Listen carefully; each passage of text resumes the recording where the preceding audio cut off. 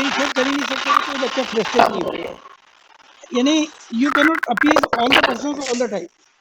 अब मान लीजिए आपके 100% मार्क्स आ गए, सभी बच्चों में तो 100% मार्क्स नहीं आ सकते ना। मान लीजिए बोर्ड में करीब 50 बच्चों के 100% मार्क्स आ गए, बाकी के जो लाखों बच्चे हैं या हजारों बच्चे हैं, दे विल गेट फ्रस्ट्रेटेड। अब 90% मार्क्स जिसके आ गए वो तो बेचारा अपने आप को फेल ही मान रहा है। ये कंपैरिजन तो मैं आपको बताता हूँ। हमारे मेरे मेरी वाइफ है, उसकी कजन की लड़की मेरे यहाँ से सीए किया। I am just citing an example of comparison. CA intermediate में मेरी फर्म से she secured all India rank number 1। Okay, she was pretty intelligent. अब ये देखिए सीए फाइनल में उसकी 9th ऑल इंडिया रैंक आई। अब देखिए फ्रस्ट्रेशन लाने वाले तो बहुत सारे लोग हैं। अरे बेटा आपके फर्स्ट रैंक नहीं आई, अरे तुम सीए पास कर दो वही बहुत बड़ी बात है। लेकिन एक उस बच्चे के मन में ये हीन भावना डालना, अरे बेटा आपके तो ऑल इंडिया रैंक नंबर 9 ही रह गई, तुम्हारी 1 क्यों नहीं आई? तो यानी आप कुछ बच्चों के लिए पूरा सिस्टम ही आप चेंज कर दोगे। जो मुझे लग रहा है ये क्यों किया गया है, जैसे तमिलनाडु में, कर्नाटक में कई ऐसी स्टेट्स हैं जहां इन्होंने ये सिस्टम किया। राजस्थान बोर्ड में हमेशा, आप मैं बताता हूँ, राजस्थान बोर्ड और सीबीएसई, अगर राजस्थान बोर्ड का बच्चा 85% मार्क्स लेके आया है तो ये मानो सीबीएसई में 93% मार्क्स लेके आया है। अब क्या किया राजस्थान बोर्ड वालों ने भी सीबीएसई वाली कहानी शुरू कर दी, और सीबीएसई वाले तमिलनाडु के हिसाब से चले गए, कर्नाटक के हिसाब से चले गए। So there is no end to this.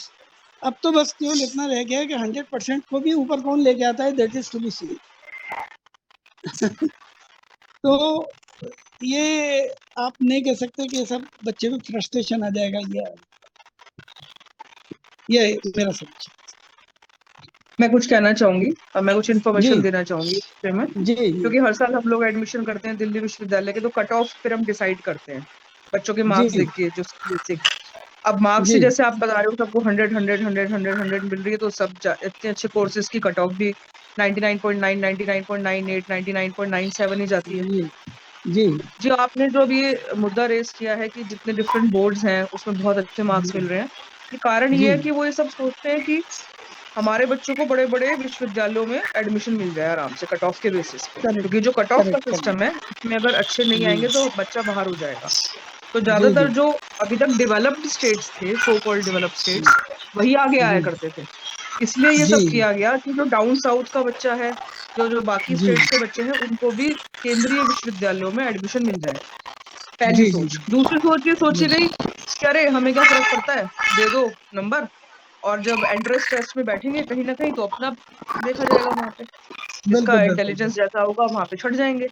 आप तो दे दो, आप तो अपनी मार्कशीट अच्छी करो, आप तो अपना रिजल्ट अच्छा करो। और बिल्कुल जब वो बिल्कुल बच्चा, बिल्कुल। मैंने ऐसे ऐसे बच्चों को एडमिशन दिया है जी अपने हाथों से, 700 नंबर, 800 नंबर, 600 नंबर, पूरे पूरे नंबर, 100% जी मार्क्स, लैंग्वेजेस में 100%।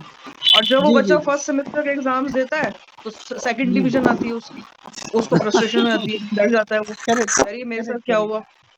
तो जी जी ये जी आप जो कह रहे हो ना, उसमें हमसे ज्यादा, सिविल सोसाइटी से ज्यादा, नागरिक समाज से ज्यादा सरकार पे और हमें नीतियों में बदलाव की जरूरत है। हमें एक करेक्ट प्रेशर करेक्ट डालना करेक्ट पड़ेगा, हमें करेक्ट इन्फ्लुएंस करेक्ट करना करेक्ट। पड़ेगा कि जी ठीक है, बच्चों को साइकोलॉजिकल प्रेशर से और सुसाइडल अटेम्प्ट से बचाने के लिए का ये तरीका तो नहीं है ना कि सबको 100 100 नंबर जी बांट दो जी आप। जी जी आपने जी उनको खुश कर दिया, एक झुंझुना पकड़ा दिया, और बाद में वो जी लाइफ में प्रॉब्लम्स फेस करते हैं, आता कुछ भी नहीं है उनको, लैंग्वेज जी के जी। नाम पे अब कुछ नहीं आता, मैथ के नाम पे कुछ नहीं आता। तो ये शिवानी जो जी स्टेट एक बोर्ड मिनट। की प्रॉब्लम है, यूनिवर्सिटीज है, ये जी जी इसमें हम जी लोग चाह कर भी कुछ नहीं कर सकते। ये हमें गवर्नमेंट की पॉलिसीज को चेंज करना करेक्ट पड़ेगा कि अपनी करेक्ट। इवैल्यूएशन सिस्टम आप चेंज करो। अब इसमें एक मैं और बात कहना चाहूंगा, फिर मैं अपनी बात खत्म करूंगा।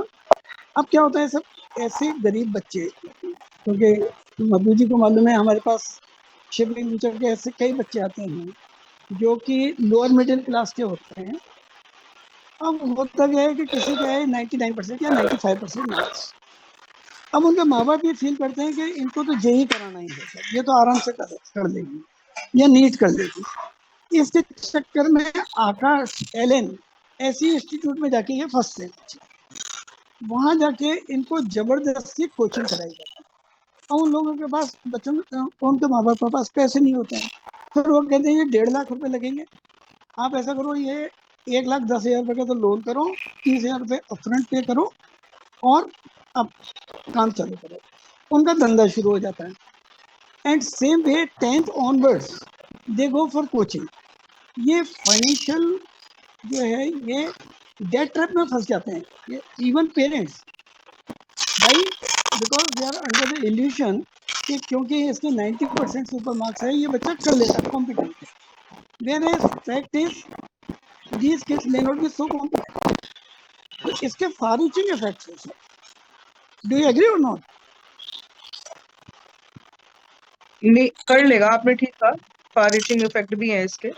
लेकिन मैंने जी कहा ना, जो मैंने अपनी बात में कहा, अगर आप मैं दोबारा से कहूंगी कि हमको भी समझने की जरूरत है कि सफलता का मतलब सिर्फ इंजीनियरिंग और नीट और ये सब नहीं है।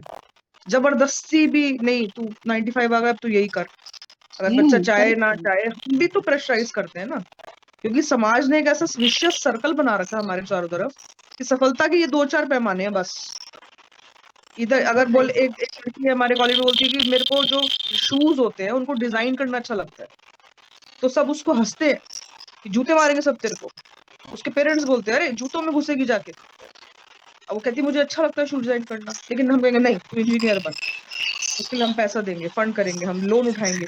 हमारे यहाँ जी जो ईडब्ल्यूएस कैटेगरी के बच्चे आते हैं, जो गाँव गोटों से आते हैं, उनके बच्चे, उनके पेरेंट्स अपनी गाय भैंसे बेच देते हैं, जमीनें बेच देते हैं कोचिंग के लिए। very true, very true, very true. तो ये नहीं I कह सकते कि endorse वो this. कम्पिटिटिव है या नहीं है, वो एक डिफरेंट क्वेश्चन है। लेकिन ये जो पूरा हमने स्ट्रक्चर तैयार किया, उसमें ऑप्शन नहीं होता उनके पास। वो बच्चे जबरदस्ती बैठेंगे भी, चाहे वो कम्पिटिटिव हो या ना हो। पेरेंट्स भी बिल्कुल बिल्कुल, लोन लोन में फंसेंगे, पेरेंट्स भी प्रेशर में आएंगे, बच्चे भी प्रेशर में आएंगे। तो ये पूरा एक विशेष सर्कल है जिसमें हमें रिकंस्ट्रक्ट करने की जरूरत है। बिल्कुल सब क्या है कि इंजीनियरिंग एंड यहाँ तक तो फिर भी ठीक है, जब बच्चों के आर्ट्स में जो है 95% मार्क्स आने लगते हैं, 100% मार्क्स आने लगते हैं, और किसी ऑटो ड्राइवर की बच्ची के आ गया तो वो तो ये मान के चलती है वो आईएएस ही करने वाली बिकॉज जी। ऐसे एग्जाम्पल पहले, हाँ पहले क्रिएट हो चुके हैं।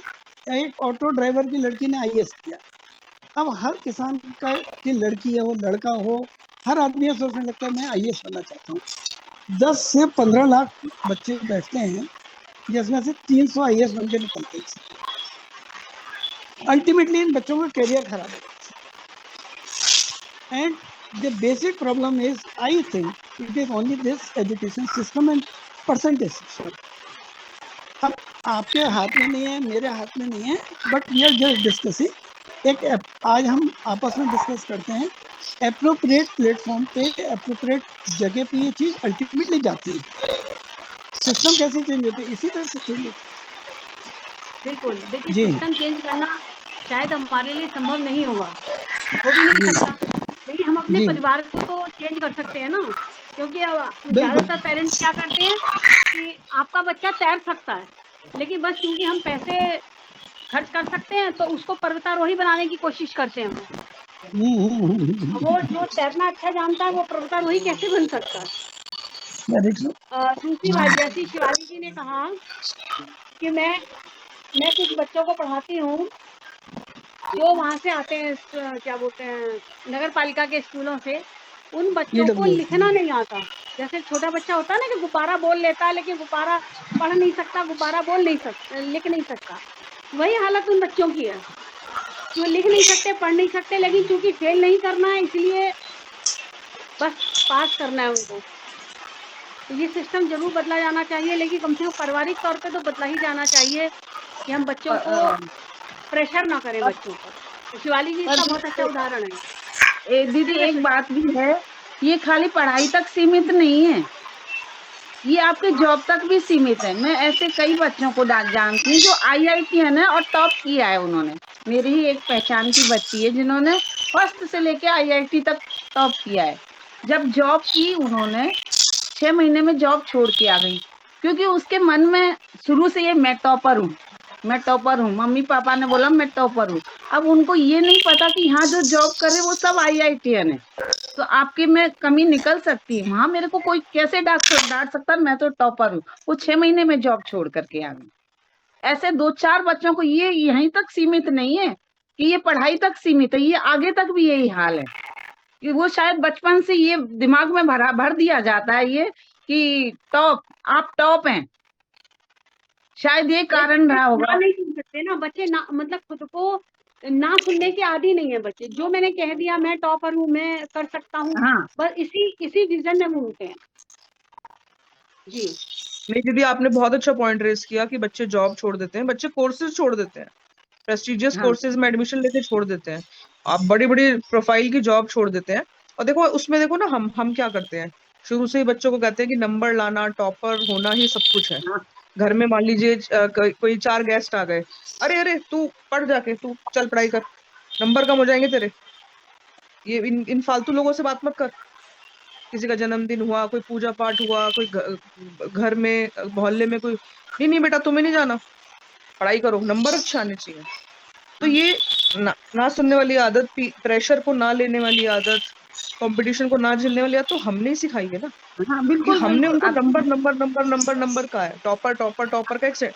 अच्छा जब जैसे मान लीजिए टॉपर है आपकी लड़की, जैसे मैंने कॉलेज में टॉप किया, गोल्ड मेडलिस्ट मिला, टॉपर है जी लड़की हमारी, अच्छा, तो बड़ा हाँ सम्मान मिलता है। तो क्यों सम्मान मिलता है, लेकिन आप किसी से नमस्ते नहीं कर रहे, किसी के पैर नहीं छू रहे, किसी से हंस के बात नहीं कर रहे, किसी की दुआ, किसी से आप किसी की बीमारी नहीं पूछ रहे, लेकिन उसकी कोई क्वालिटी नहीं है। ये जो टॉपर का सिंड्रोम है ना, टॉपर के पीछे की जो ये जो इसकी जो गरिमामयी हमने जो सिचुएशन बना दी है, उसके पीछे भी हम ही लोग गलत है। तो मुझे ये लगता है कि आपकी। एटलीस्ट आपस की हाँ बातचीत हाँ से हमें ये बोलना बहुत चाहिए बहुत कि और फर्क सोशल अच्छा पड़ता है। इंसान कैपिटल बनने का भी इंपॉर्टेंट है। बात है, अच्छा इंसान बनना ज्यादा बड़ी चुनौती है, मैं समझ रही हूँ। तो हमें अपने बच्चों और को आपस में हमें भी ये सीखना है कि सिर्फ टॉपर होना इम्पोर्टेंट नहीं है, लाइफ में टॉपर, जिंदगी में टॉपर, रिश्तों में टॉपर भी होना चाहिए हमें। इसके लिए मैं आपको एक बहुत छोटी सी बात बताता हूँ। हमारे चार्टर्ड अकाउंटेंसी में, I think you people are aware, I am a chartered accountant. तो एक बच्चा जो है, जैसे हमारे यहाँ ट्रेनिंग भी होती है सर, आर्टिकलशिप, और बच्चे को एग्जाम भी देना होता है। अब क्या है, हमारे टाइम पे तो क्या है कि कोई कोचिंग वगैरह नहीं होती थी, तो हमें खुद को ही पढ़ना होता था, ट्रेनिंग में भी जाना होता था। उस टाइम तो प्रीमियम लगा करता था, मतलब सीए करने में भी we were suppose to pay 5,000 rupees, as that is in 1980s। Okay, anyway आजकल तो स्टाइपेंड वगैरह मिलता है। अब क्या करते हैं बच्चे, बजाय काम सीखने के वो एग्जाम में, वो कोचिंग में लगे रहते हैं। उनको ये लगता है कि काम तो बाद में सीखा जा सकता है, पहले एग्जाम तो पास करें। हाँ एक बच्चा ऑल इंडिया रैंक नंबर 1 आ गया सर, और उसको ड्यूश बैंक में, आज से करीब 8-10 साल पहले की बात होगी, ड्यूश बैंक में उसको 25 लाख का पैकेज लगा, मीन्स 2 लाख रुपये महीना। अब वो obviously family was also feeling elevated, and बच्चा तो ही वाज ऑन क्लाउड 9। तो आप मानेंगे नहीं साहब, 1 महीने बाद उस बच्चे को ड्यूश बैंक ने कहा तुम 3 लाख रुपए पर एनम के पैकेज पे काम कर सकते हो तो ठीक है, otherwise you can leave this organization. Why? क्योंकि eventually they could come to know कि इस बच्चे ने तो डमियों के आर्टिकलशिप की थी। अब क्या होता है कि ये दे आर इन डिलेमा। वो सोचते हैं कि हम सीए हो जाएंगे तो फिर काम सीख लेंगे। इट इज नॉट पॉसिबल, क्योंकि उसके बाद आपको काम लेना होता है, और काम आप तभी ले सकते हो जब आप खुद काम कर चुके होते हैं, आपकी बिल्कुल पकड़ तभी आती है। तो ये भी क्या है कि यहाँ भी माँ बाप की गलती है। माँ बाप को चाहिए कि इन दोनों बिल्कुल में बैलेंस करके, और एक ट्रेंड बच्चा पैदा होना चाहिए, मतलब ये ट्रेंड सी होना चाहिए उसको, उसको काम भी आता हो from the day one, he should be able to command the things. तो ये एक मेरा एक सजेशन है, आपके बहुत मिलने अच्छा वाले सर। जितने भी हों, हाँ, उनको बोले कि वो काम सीखना उतना ही इम्पोर्टेंट है जितना एग्जाम। और देखिए हर चीज सीखने की एक उम्र भी होती है, एक टाइम भी होता है। आपका 18 लाख का पैकेज लगा, अब आप कहोगे अब मैं काम सीखूंगा, 18 लाख रुपए दे के कोई काम सिखाने वाला नहीं है। ठीक बात। जी। और आई जो एग्री। चीज आप चलिए, प्रैक्टिकली सीख सकते हो वो पढ़ के नहीं सीख सकते। सबसे बड़ी बात ये है। नहीं सीख सकते ऐसा। अब मतलब आप यानी संगीत विशारद जो है लिख के अगर आप यानी उसमें डिग्री लेना चाहते हैं तो संगीत विशारद लिख के तो होगा नहीं सर। Very good. सभी पढ़ाइयों के साथ भाई साहब ऐसा है जो आपको प्रैक्टिकल ज्ञान होना ही चाहिए। किताबी कीड़ा होना से ही आप कितने क्या हासिल कर सकते हो। Very very true. आप बैडमिंटन में सोच, आप पढ़ लो आराम से, यूट्यूब देख लो कि कॉक, शटल कॉक कैसे उठाई जाती है, कैसे सर्विस की जाती है। तो academically it will be okay, practically you will fail miserably. तो it is again the duty of the parents to be an usher in the right direction, to guide them properly, and बच्चों के हिसाब से नहीं चलेंगे। पापा मैं तो पहले एग्जाम दे रहा हूँ, उसके बाद देखेंगे, उसके बाद कोई नहीं देखता। अनिल सर ने बहुत अच्छी बात बोली, बिकॉज हमारी जी साइकोलॉजी में भी हमने जो सीखा किताबों से जो पढ़ा, लेकिन वो हम हर व्यक्ति पे नहीं अप्लाई कर सकते, बिकॉज हर व्यक्ति अलग है, तो उसके इंटरवेंशंस भी अलग होते हैं। अगर मैं सोचूं कि मैं एक ही चीज सब पे अप्लाई कर दूं तो वो नहीं होता। तो ये नहीं होता। प्रैक्टिकल जो हमें नॉलेज मिलती है, एक्सपीरियंस से, वो तभी मिलती है जब हम काम करते हैं। अदरवाइज बुक में तो सभी कुछ लिखा है बट वो नहीं एप्लीकेबल होता। तो दैट इज रियली आप तो एक ट्रू काम कि करें, एक काम करें, एक दिन मैं आता हूँ आपके घर पे, कभी आना हुआ दिल्ली, आप तो बुक में पढ़ के और फिर मेरे को कुकिंग का जो है वो कुछ खिलाइए, तो मालूम पड़ेगा पढ़ के कुकिंग करना और प्रैक्टिकली कुक करना, जो माँ सिखाती है और किताब सिखाती है, दिन रात का रोटी फर्क गोल है। किताब नहीं बना सकती हाँ, ना, हाँ, तो नहीं कुकिंग बना कुकिंग में में तो टॉप सकते। प्रैक्टिस करने तो वाले चाहिए। बच्चे से अच्छी गृहिणी खाना बना सकती है। यस यस, ऑब्वियसली ऑब्वियसली, ये वाली प्रैक्टिस सबसे बड़ी चीज होती, मैन है प्रैक्टिस। बात। करत यस, करत अभ्यास के। Practice makes a man perfect basically. बहुत सुंदर वार्ता। सुधा जी जी सर, समापन की ओर चले जी और सर। जी अगले जी मैम। एक कुल मिला के मुझे जो चीज समझ में आ रही है कि इस तरह की जी चर्चाएं, बेशक बच्चे हमारे साथ जुड़े ना जुड़े तो बहुत अच्छी बात है, हम चर्चा जरूर करें इस विषय पर। हम बच्चे फ्रस्ट्रेट हो रहे हैं या पॉलिसीज ऐसी बन रही हैं या प्रशासन कुछ कर रहा है या नहीं कर रहा है, ये बात बिल्कुल आप शिवाली जी आपने उठाई तो मुझे पिछले साल का एक सर्वे याद आ गया कि जैसा आपने कहा कि साउथ के से बहुत हाईएस्ट नंबर आते हैं बच्चों के, यहाँ फर्स्ट उनका एडमिशन मिल जाती है क्योंकि बच्चे हाई रैंकर्स होते हैं और पता चलता है कि ये एक स्कैम होता है, एक तरह से ये एक स्कैम है। तो बिल्कुल बात सही है, लेकिन वो जो हमारे हाथ में नहीं है उन पर तो हम कुछ नहीं कर सकते, लेकिन जो हमारे हाथ में, हम पेरेंट्स के हाथ में है, वो तो हम कर ही सकते हैं। हम क्यों नहीं ये सीखते आपस में भी, देख आसपास के माहौल में भी हम भी इम्प्लीमेंट करें, बताएं भी कि कोई भी बच्चा हुआ, चाहे मेरे घर का हुआ या आपके घर का हुआ या अड़ोस का हुआ या पड़ोस का हुआ, हम बुली ना करें उनकी पढ़ाई को लेकर के, उनकी एजुकेशन को लेकर के, उनकी सोच को लेकर के, उनकी थॉट को लेकर के, उनकी किसी कमी को लेकर के। अरे वो तो कहा मैं तो ये बनूंगा तो ये नहीं बना, तो शायद हम शुरू करें अपने आप से कम कहीं से तो शुरुआत हो उस चीजों की। वेरी क्योंकि कहीं ट्रू। ना कहीं हम अपने बच्चे पर प्रेशर डालते हैं, हमारा बच्चा अच्छा निकल जाता है तो हम पड़ोसी के बच्चे पर प्रेशर डालते, देख मेरे बच्चे का तो मैंने ऐसे किया था, हो गया, तुम्हारा बच्चा तो कर नहीं रहा, इसका मतलब तुम कहीं ना कहीं कुछ कमी रह गई है। तो हम उतने ही जिम्मेदार हैं जो कि हम आसानी से उन चीजों से बच्चों को निकाल सकते हैं, जहाँ हमें कोई पॉलिसी बनाने की जरूरत पड़ेगी भी नहीं। सिर्फ हमें अपने आप को चेंज करना कि नहीं ये बच्चा मेरा नहीं है, लेकिन ये बच्चा है, ये इसको सपोर्ट की जरूरत है, इसकी बुली करने की जरूरत नहीं है। तो राइट हाँ, मैम। तो मेरा सोचना ये है कि हम इस तरह की मीटिंग करें, बार बार इस बात को उठाएं, जब भी हमारे साथ जो लोग जुड़े, जो भी लोग जुड़े, और हम आपस में आसपास में शेयर करें इस बात को कि बच्चा फ्रस्ट्रेट हो रहा है तो बच्चा दूसरे का हो रहा है, मुझे इससे कोई लेना देना नहीं है, मैं तो एंजॉय कर रहा हूँ, वो फ्रस्ट्रेट हो रहा है ताकि मेरा बच्चा तो आगे, वो बच्चा कुछ भी करे, मुझे क्या फर्क पड़ रहा है। इस वाली सोच से हम बाहर निकलें। अगर बिल्कुल हमारे अंदर बिल्कुल।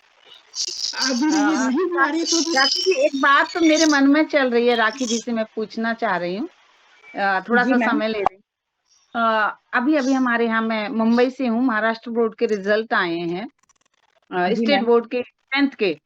तो मेरे आसपास 5 लड़कियों ने सुसाइड किया है। Oh my God. क्या लड़के अच्छा। लड़कियों का फर्क है या क्या कारण है इसके पीछे? 5 लड़कियों ने किया है आसपास में। मैम देखिए, ये जो जेंडर इक्वालिटी जो है वो अभी भी बहुत सारे एरियाज में है, ये गई नहीं है। जैसे कि लड़कियों को जो प्रेशर दिया जाता है, mental health of A women अभी भी खराब है। बहुत लोग अवेयर हो चुके हैं, बट बहुत सी फैमिलीज ऐसी हैं जो इन चीजों से अवेयर अभी भी नहीं है। इतना प्रेशर वुमेन पे डाला जाता है बचपन से, लड़की को जो यू नो पाल पोस के जब बड़ा करते हैं ना, तो बहुत सारी चीजें उसको बचपन से ही अंदर डाल दी जाती है, तुमको ऐसा, तुमको वैसा, तुमको ये भी करना है, तुमको वो भी करना है। जैसे उनके कंधों पे ना पहले से ही जिम्मेदारियां पहले से ही डाल दी जाती है, और एज ए विमेन उसको बहुत सारे रोल्स भी निभाने होते हैं। तो वो मेंटल हेल्थ जो वुमेन की है, तो वो कहीं ना कहीं हम ही खराब कर देते हैं बचपन से ही। बाद में तो जो होगा वो तो होता ही है। तो उस चीज पे मुझे नहीं लगता कि हर फैमिली ध्यान देती है कि एज ए गर्ल चाइल्ड उसको कैसे हमें पालना है, पोसना है, क्या चीजें उसके दिमाग में डालनी है जिससे वो एक हेल्दी मैं मैं गर्ल। मैं सर एक बात कहूँ आपको। हाँ जी। हेलो, एम आई हाँ जी, ऑडिबल? हाँ जी।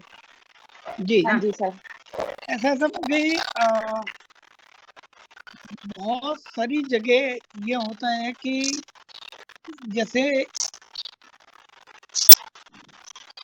ये माँ बाप जो डेट ट्रैप में फंस जाते हैं सर, ये बच्चियाँ और कई मतलब स्पेशली बच्चियाँ इतनी ओवर सेंसिटिव होती हैं when they are unable to give the results.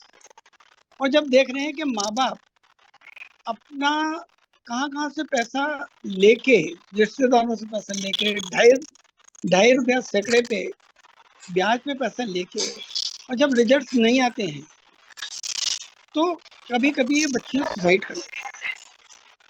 I think, काफी आई फैक्टर्स डोंट है। नो वेदर, जी, आई एक don't know whether it is, जी, it is appropriate or not. आप क्योंकि सब शिक्षा से जुड़े हुए हैं, मैं केवल आपको एक मिनट ये कहता हूँ, आपकी नजर में कोई भी बच्चा जो नीडी और मेरिटोरियस हो, जिसके पास पैसा नहीं हो, वी आर जस्ट इंश्योरिंग कि पैसे के बिना किसी की पढ़ाई नहीं रुकनी चाहिए, कि पैसे के अभाव में पढ़ाई नहीं रुकनी चाहिए। हम 1 लाख रुपया साल तक की स्कॉलरशिप देते हैं। 1 लाख रुपया साल तक की मीन्स कोई बच्चा इंजीनियरिंग या मेडिकल कर रहा है गवर्नमेंट कॉलेजेस से, तो we are paying 4 lakh fees per annum, and it is not a loan, it is scholarship, it is not refundable. कुछ नहीं, वैसे ही करो ओके, काम का सब ये केवल वैसे इसीलिए हमने चलाया है ऐसे को पूछ रही कि थी, रिकॉर्ड भी हो रहा पैसे के था, अभाव पूछ रही में कोई बच्चा, कोई होनहार बच्चा पढ़ाई से नहीं रुक जाए। आप हमारी केवल इतनी मदद करें, ऐसे बच्चों को हमें रेफर, ठीक है। Over a period of 2.5 years ने 300 ऐसे बच्चों की मदद की है। और खुशी की बात यह है, कल से एक बच्ची ने दूसरे बच्चे को मदद करनी शुरू कर दी है अपनी इनकम से। मतलब कल तक जो डोनी थी, यानी अब वो डोनर बन चुकी है, and she has started supporting our students. That was our dream. Okay, तो ये भी एक आत्महत्या की या फ्रस्ट्रेशन की एक वजह होती है, जिसकी वजह से, और ये मैं आपको बताता हूँ, ये जो गरीब बच्चे होते हैं, they are very very honest.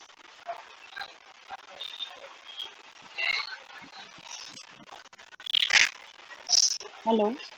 हाँ, डिस्कनेक्ट हो गई पैसा थी। अचानक। हाँ हाँ देखिए, जी। सोच एक जो बहुत बड़ा कारण है मैम, जो आपने क्वेश्चन पूछा, एक ये भी हो सकता है क्योंकि जब ये जो बच्चे होते हैं, इनके पेरेंट्स कहीं ना कहीं उनको ये भी कहते हैं कि बेटा जी, अब हमने आपकी पढ़ाई में इतना पैसा लगा दिया और अब आपकी शादी भी जी, करनी है, उसमें भी पूरा पैसा लगाना है।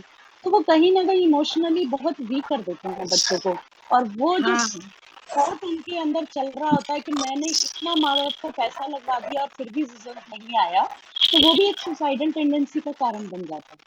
तो ये जो वेरी करेक्ट। लड़कियों की शादियों की बात है, तो मुझे मतलब मेरा सोचना ये है, मुझे नहीं पता कि ये हाँ। कितना नहीं, नहीं, हो इम्पैक्ट सकता डाला बहुत है। बड़ा फैक्टर है, बहुत बड़ा फैक्टर है। मैं बहुत यूनिवर्सिटी बड़ा में फैक्टर पढ़ाती है हूँ कि क्योंकि हमारी लड़कों सोसाइटी, से ज्यादा इंडियन सोसाइटी लड़कियां में बहुत सेंसिटिव ये होती है। चीज मैम मेरे बहुत नंबर ज्यादा, नहीं कटने चाहिए।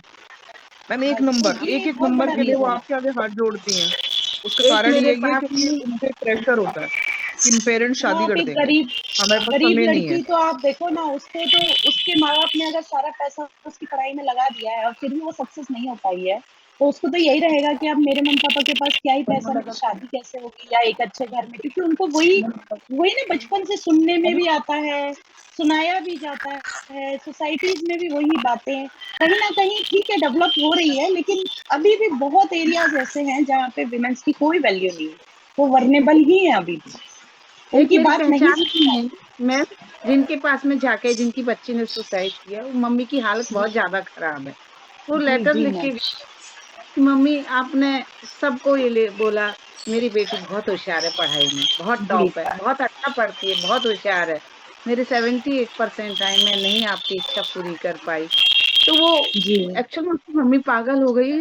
वो ये बोलती अगर मैं अपनी बच्ची को मोटिवेट कर रही थी, ये मेरा गुनाह हो गया क्या कि ये हाँ, तो बहुत होशियार है पढ़ाई में, ये मेरा वो मम्मी की स्थिति बहुत बेकार हो गई है, उनको संभालना हो मुश्किल हो रहा है। जाती है, मानसिक स्थिति बहुत इम्पैक्ट होती है, क्योंकि ये बहुत बहुत बड़ा बच्चे को खोना तो एक बहुत बड़ा मानसिक असंतुलन हो जाता है, तो ये तो टाइम लगता है फिर वापस जिंदगी में लौटने तो में। बार-बार एक ही ये तो बात बोलती है, क्या मेरे को मोटिवेट करना उसको कि मेरी बच्ची बहुत होशियार है, बहुत पढ़ाई में, क्या ये मेरी गलती है क्या? अब मैम उसको वो चीज बताई नहीं गई ना कि अगर आपका नहीं भी होता है या नहीं भी होता है तो हम फिर भी आप हमारी ही बच्ची हो और उतनी ही प्यारी हो, जितना करोगे तो भी और नहीं करोगे तो भी मैं उतनी ही आपको इम्पोर्टेंस दूंगी। वो कनेक्शन कहीं ना कहीं टूटा ना, उसको लगा हाँ, ये उसने बात अलग तरीके से उस चीज को ले लिया, बट वो क्लियर आउट नहीं कर पाई कि मम्मी अगर मैं नहीं कर पाऊंगी या मेरे से नहीं हो रहा है तो क्या कंडीशंस होंगी, वो नहीं क्लियर हुई, तो वो एक कारण बना उसका सुसाइड का। बिकॉज मेरी बेटी, अगर मैं आपको बताऊं, वो भी फर्स्ट ईयर एमबीबीएस में है इसका, अब जो कर रही है करंटली, उसके मैसेजेस आते रहते हैं मम्मी बहुत टफ है, बहुत मुश्किल हो रहा है, ये है वो है, मतलब वो डिप्रेस होती है बहुत चीजों में। और इवन जब बच्चे कहीं पे नई जगह पे जाते हैं तो हॉस्टल में अपना एक इमेज बनाना, सबसे कनेक्ट रहना, क्योंकि बहुत सारी चीजें होती हैं डे टू डे लाइफ में जब बच्चे नहीं झेल पाते, बिकॉज वो जब घर में होते हैं तो वो हम उनके साथ होते हैं, जब वो अकेले हैं तो वो सारी चीजें खुद ही हैंडल कर रहे होते हैं, तो उनके ऊपर बहुत सारे प्रेशर होते हैं। तो वो कंटिन्यूअसली यही कहती है मम्मी बहुत टाइम लग रहा है लेकिन मैं कर लूंगी, तो मैं यही कहती हूँ बेटा कोई प्रेशर नहीं है, जब आपको ये लगे ना कि नहीं हो रहा प्लीज बता देना हमें, बट बताना जरूर, क्योंकि बताना बहुत जरूरी है। जब बिल्कुल, बच्चे बिल्कुल। नहीं बता पाएंगे या आप उनको वो कॉन्फिडेंस तो दो कि वो बिल्कुल, एरिया तो बता, बिल्कुल, वो बोलता है। कई बार ऐसा होता है कि हम समझ ही नहीं पाते कि बच्चा प्रेशर में हाँ, है। हम उसको बहुत हल्के प्रेशर में में ले है, रहे होते हैं और आप हमको डेली समझ में उनके नहीं आता। कांटेक्ट में रहें, राइट, डेली उनके कांटेक्ट में रहें, उन्हें हाँ, ऑब्जर्व करें, पूछें बच्चे आज दिन कैसा गया या क्या प्रॉब्लम्स आई, शेयर करो हमसे, करो, हम आपको जज नहीं करेंगे 1% भी, हम ये बिल्कुल, नहीं बिल्कुल। कहेंगे बेटा हमने इतने लाख लगा दिए और अब भी तुम कर नहीं पा रही हो, तो नहीं, क्या हुआ, बच्चा ही तो है ना, हमारा ही बच्चा है, किसी और का थोड़ी ना, हमारा एक बच्चा मेरा है। निवेदन है सर, एक निवेदन है इसमें। बच्चे आजकल क्या है कि और तो वैसे कनेक्ट हो नहीं सकते अपन, हाँ जी व्हाट्सएप पर जो है, मैंने जैसे अपने बच्चों को बोल रखा है जी लास्ट जी सीन मत हटाना, लास्ट सीन जो है वो मत हटाइए। आजकल हो जाता है ना, व्हाट्सएप में एक फीचर होता है कि यू कैन नॉट हाँ, सी द लास्ट सीन, बिल्कुल, ठीक है, बिल्कुल। और एक ब्लू टिक जो है वो उसको भी मत हटाइए। जी, हाँ, ये एक हमारे पास कंफर्मेशन रहनी चाहिए, क्योंकि बार बार हम बच्चों को तंग तो कर नहीं सकते, करेक्ट। एटलीस्ट ऐसे हम मॉनिटर कर सकते हैं उन बच्चों को। देखिए, एक और तरीका होता है बच्चों को कि लोकेशन शेयरिंग का।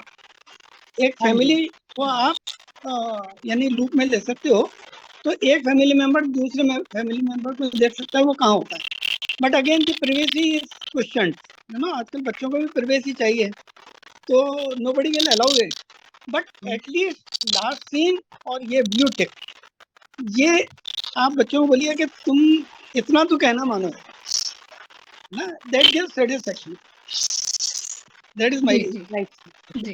जी राइट बहुत अच्छी चर्चा रही आज। उसी चर्चा में मैं एक छोटा-सा एक एग्ज़ाम्पल दूँ, बस 3 मिनट बचे, लेकिन एक एग्ज़ाम्पल मेरे मन में आ रहा है शेयर करने के लिए कि मेरे अपने साथ में मेरा अपना अनुभव है। बेटे का रैंक आई थी 1051, उसकी जूनियर की रैंक आई थी 3 डिजिट में। तो उसने मुझसे पूछा, जबकि बेटा फर्स्ट ईयर में था, मैं आईटी की बात कर रही हूँ, जेईई की बात कर रही हूँ।